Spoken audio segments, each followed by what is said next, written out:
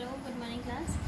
So as you know that we have completed our chapter 2 in the last lecture, that is lecture 3. So now we are starting our new chapter, that is chapter 3, features, problems and policies of agriculture.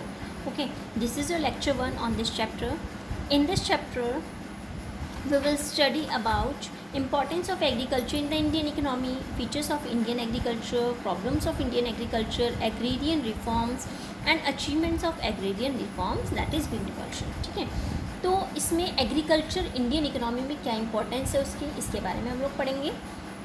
Indian agriculture के features क्या हैं, उसमें कुछ problems हैं, क्या problems हैं, क्या reforms बनी थी, पॉलिसीज़ वगैरह, वो सब हम इस चैप्टर में पढ़ेंगे.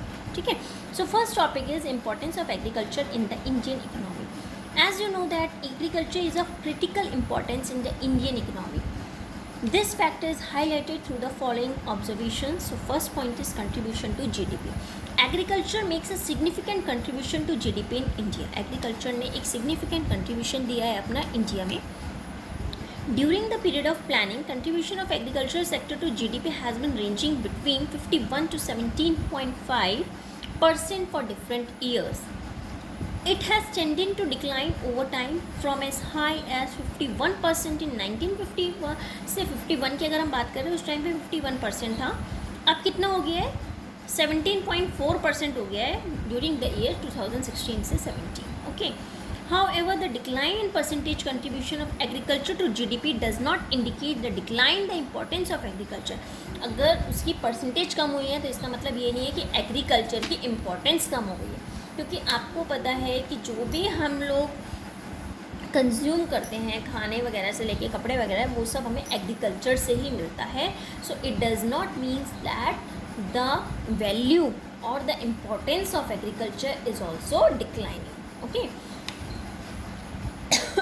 sorry, it only indicates the relatively faster growth of secondary and tertiary sectors of the economy. इसका मतलब जो हमारा सेकेंडरी सेक्टर है, टर्शियरी सेक्टर है, वो इंक्रीज हो गया है. दैट्स वाई प्राइमरी सेक्टर आपका डिक्लाइन हो गया है. ओके. नेक्स्ट वन है supply of wage goods. Wage goods are the necessities of life. Wage goods मतलब जो नेसेसिटीज़ होती हैं लाइफ की. जैसे वेज गुड्स वो होती हैं जो हमारी लाइफ की नेसेसिटीज़ हैं, जैसे wheat, rice, pulses, maize, bajra, oil seeds etcetera. Agriculture provide wage goods to avoid 121 crore of people in India. Okay. Next है source of employment. Source of employment that is in India agriculture is a significant source of employment. Over 50% of working population in India is engaged in agriculture sector, implying that agriculture is the principal source of subsistence for the people in India. Next आता है supply of raw materials.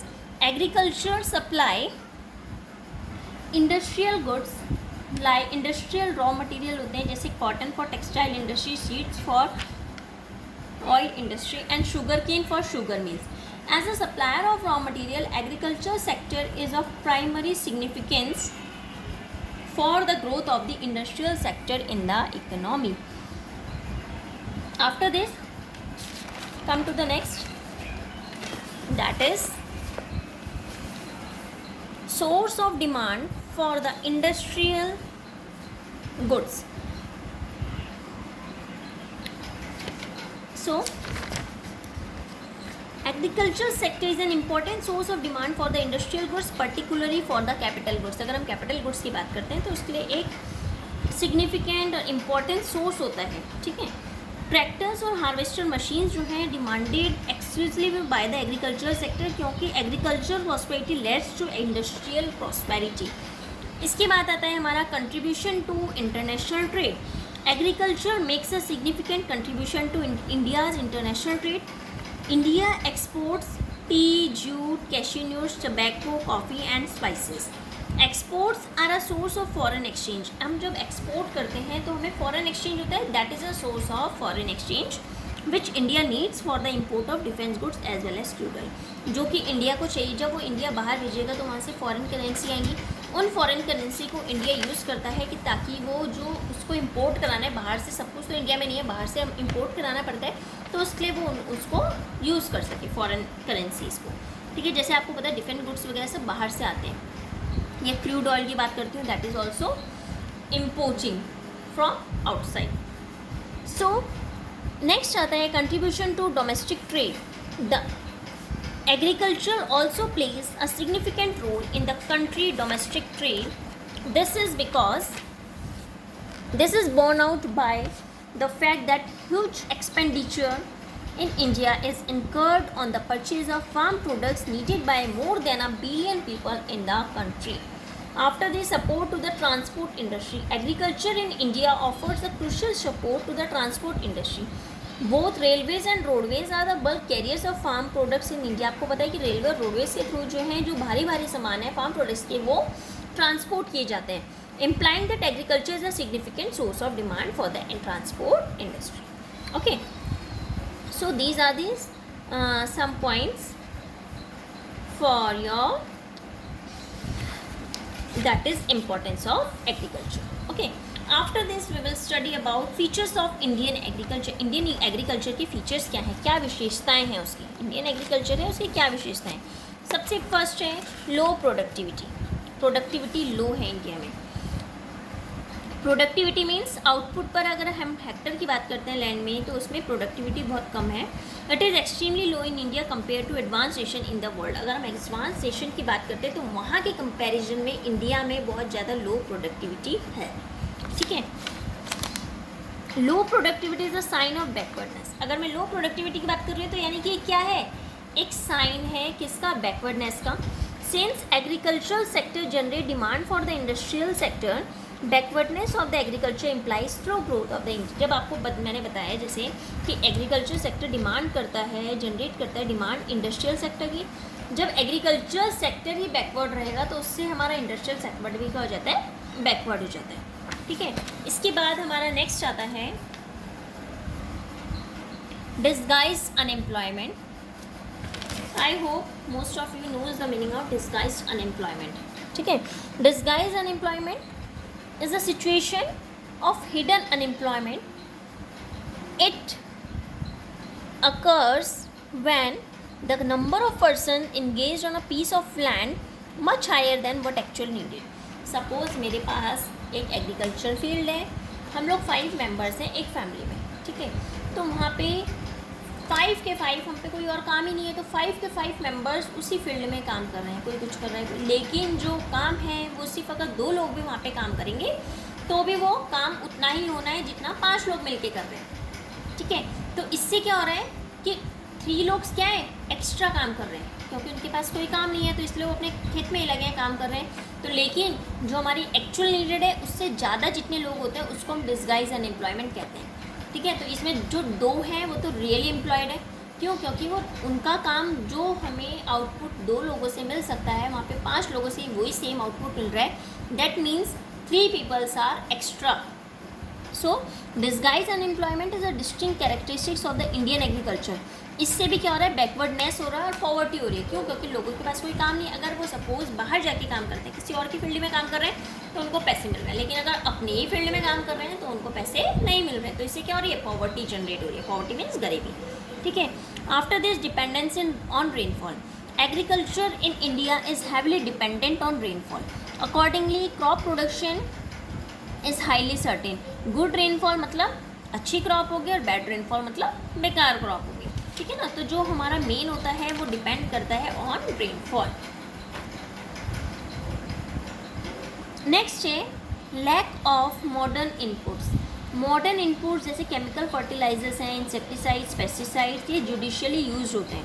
ठीक है, judiciously use नहीं होते. It is not owing to poverty of the bulk of farming production in India. इससे भी क्या हो रहा है, हमारी प्रोडक्टिविटी कम हो रही है और हम लोग क्या कर रहे हैं, बैकवर्डनेस हो रहे हैं. ठीक है, बैकवर्ड हो रहे हैं. After this come to the next, that is backward technology. Backward technology because bulk of the farms in India is small in size and bulk of the farming population is poor. तो जो backward technology है वो क्या हो गई है, compulsive choice बन गई है कि जो लोगों को यूज़ करनी ही करनी है. We find heavy reliance of cultivators on cattle power and man power rather than the modern equipments like tractors and harvester machine.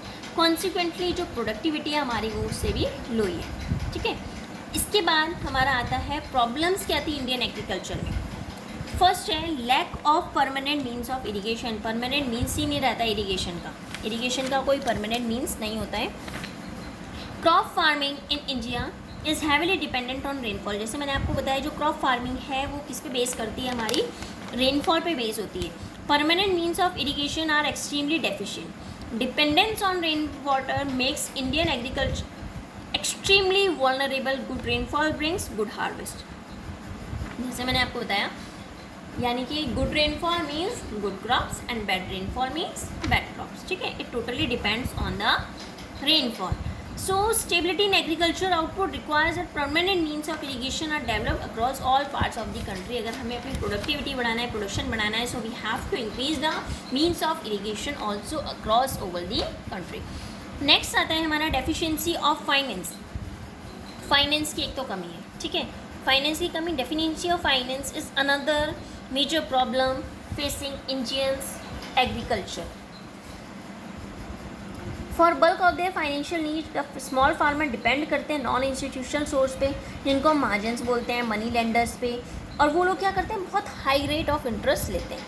ठीक है, इंस्टीट्यूशनल फाइनेंस भी जैसे बैंक वगैरह भी होते हैं, वो भी क्या करते हैं, नीड्स ऑफ द फार्मर को पूरा करते हैं। Lack of finance hinders growth of indicator. अब उससे क्या हुआ, जब कमी है, भाई पैसा ही नहीं है लोगों के पास, फार्मर्स वगैरह पैसा नहीं है, तो वो कहाँ से प्रोडक्शन करेंगे। ठीक है, so high cost of borrowing leads to vicious circle of poverty. अब क्या हुआ, ठीक है, उन्होंने पैसे कहीं से उधार लिए, लेकिन उसमें क्या पे करना पड़ रहा है, उनका हाई रेट ऑफ इंटरेस्ट, तो इससे क्या हो रहा है, पॉवर्टी जनरेट हो रही है। तो this is also a problem. Next आता है हमारा स्मॉल एंड स्कैटर्ड होल्डिंग्स।